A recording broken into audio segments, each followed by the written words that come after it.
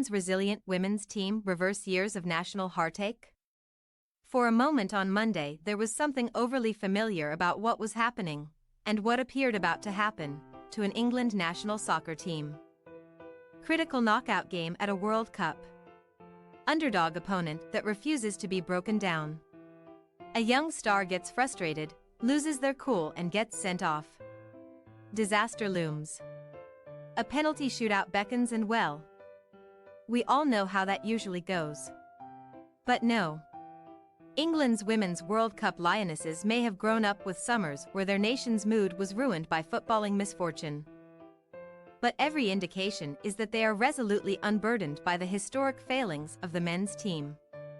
Midfield dynamo Lauren James' dismissal in the round of 16 against Nigeria could scarcely have been worse timed or more ill-conceived.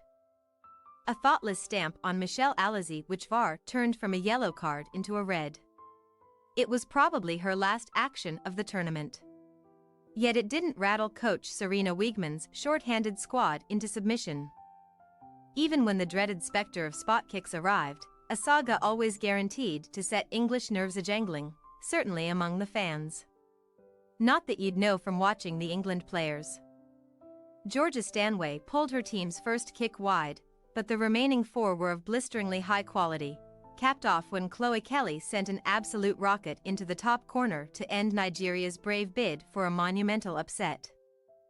On March's the tournament favorite, with a quarter-final against Colombia or Jamaica next Saturday, 6:30 a.m. Eastern Time on Fox and the Fox Sports app.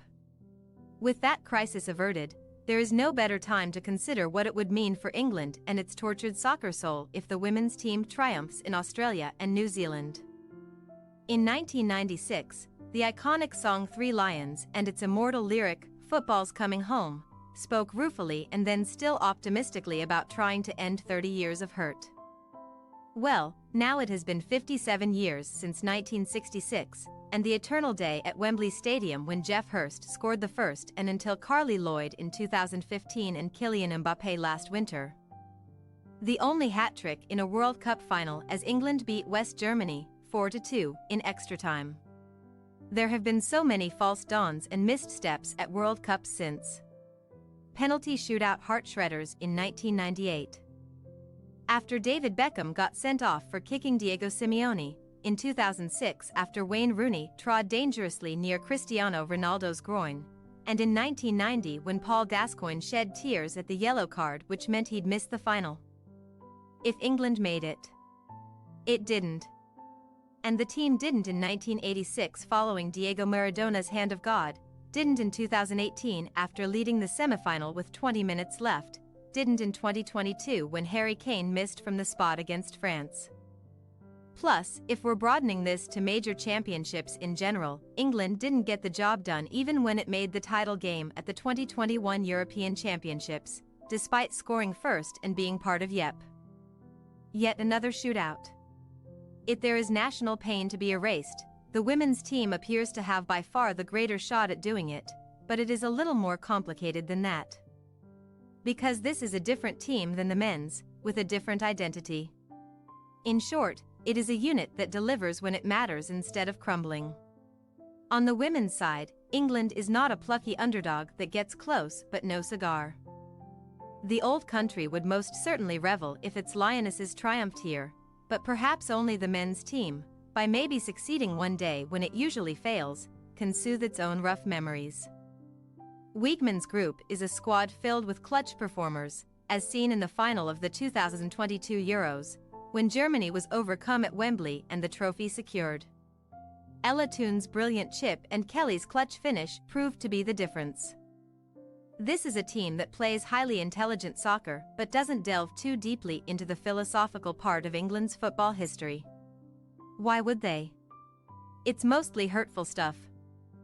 Truth be told, if Kelly and injury returnee Kira Walsh, and the solid Stanway and the simply outstanding Lucy Bronze, combine to lead England to glory, the celebration deserves to be their own.